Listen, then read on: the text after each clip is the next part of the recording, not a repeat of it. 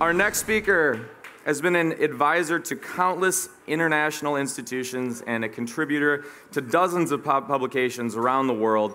He's an expert on currency and exchange rates, and he was a former advisor to Governor Arnold Schwarzenegger.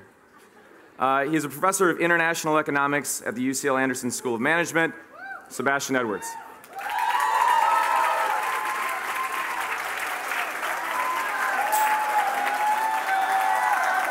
Hello, Los Angeles.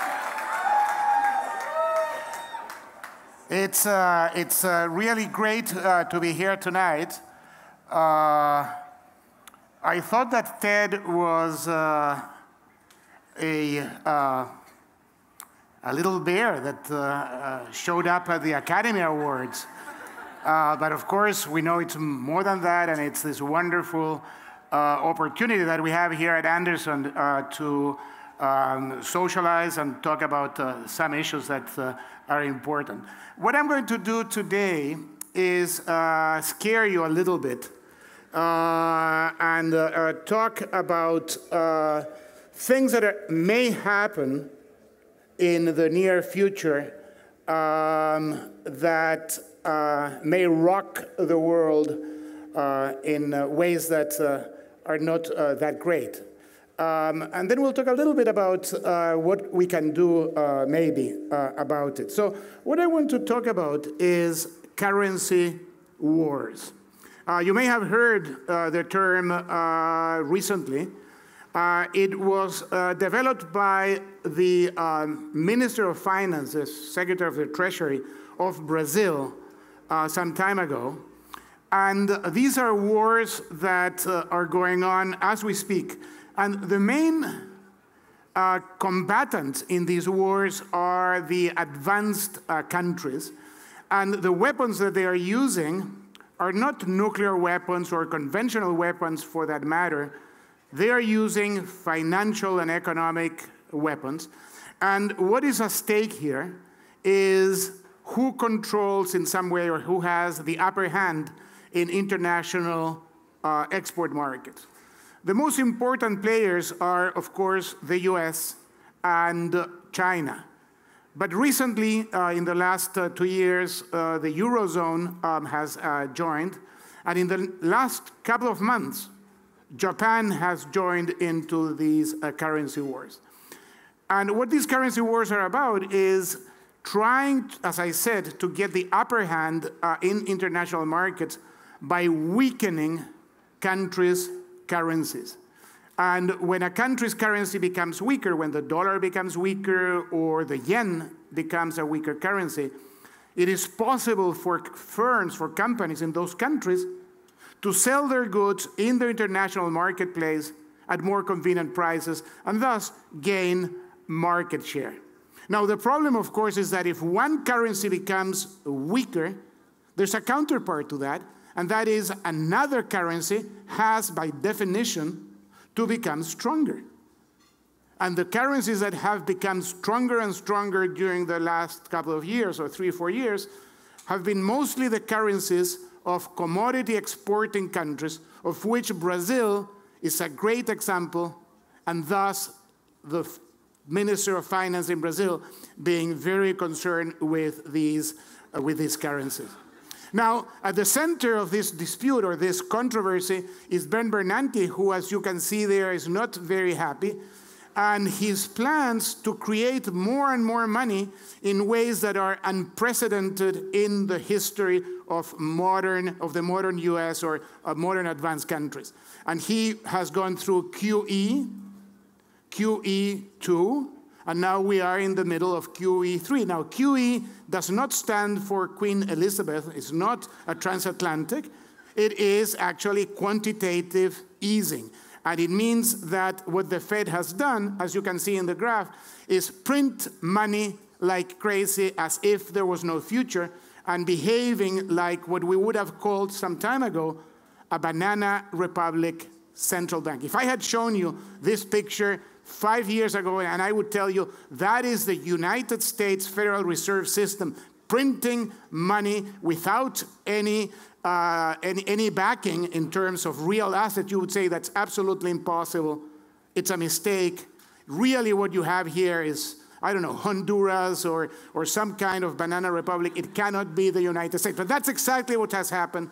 And not only in the US, but we have similar programs in Europe, the European Central Bank, with keyword names, like really strange names like Eltro, and we now have the Bank of Japan trying to inflate, and we have seen the yen weakening. And the great example here is in this picture where you can see the value of the dollar in the marketplace just plummeting. It's not quite at its lowest ever, but it's moving in that direction. And what this is generating, as I said earlier, is that in all of these countries here, we have a group of 4 commodity exporting countries, Australia, Brazil, Chile, and Peru. Currency values have been going up, and this is what has generated this situation of currency wars. A lot of money being printed by the US, a lot of money being printed by the European Central Bank, money being printed by the UK. They are now getting a new boss in their central bank, but still printing a lot of money. And now the Japanese have just changed the governor of the central bank, and the new guy that was appointed yesterday has only one thing that he has to do, and he has been ordered to do it by the Prime Minister, Mr. Abe: print money, print money, print money. Now, there is a historical precedent to that, and that is a period in the interwar years, 1919 to 1939, when countries went through something similar. At that time, we didn't call it a currency war, we called it competitive devaluations. And probably the most prominent economist in the history of the field, one of the most prominent, John Maynard Keynes, who appears here on the cover of Time, warned us about the problems that that would have generated.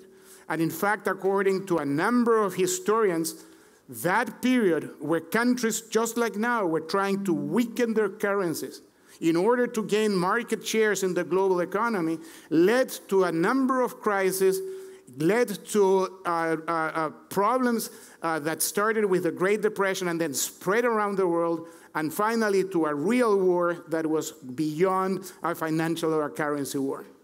Now, what is going on? One of the effects of this currency war is that we are beginning to see the globalized world that we know to crumble. And we're seeing a number of countries beginning to retreat from the global marketplace and imposing controls on capital moving from one country to the other, on investments moving from the US to Asia, to Latin America, to Africa, to Europe. There is the danger that these currency wars, if we are not serious about them, if we don't do something that will coordinate across countries, how do we deal with the money issue, we may end up in a situation where the old globalization that has worked so well for the world will not continue into the future. We have seen it in the past, as I said, during the competitive devaluation periods. We saw it in 1971. There we have the old president of France, General Charles de Gaulle. He now is an airport. He used to be a president of France. And his then prime minister, who became president of France a little later, Valéry Giscard d'Estaing, they said in 1969, the United States has an exorbitant privilege. It can print world currency, but they are taking advantage of that exorbitant privilege and are abusing it. And that resulted in a major crisis in 1971 that spread through 73, and the US had to abandon the fixed price of gold. Think that at that time gold was $35 an ounce. Now it's what, $1,600? And that was a result of that one crisis because of currency wars. So we have to be careful. It may happen. We are thinking very seriously here at Anderson on how companies, families, investors, banks can protect themselves from these currency wars. And we want to make sure by doing all of this research that this is not the future of our mighty dollars. We want to stay away from this, and we are trying very hard that that will not happen. But if we move in that direction, we are preparing the leaders of the future in all the research and the courses that we're teaching here at Anderson. Thank you so much.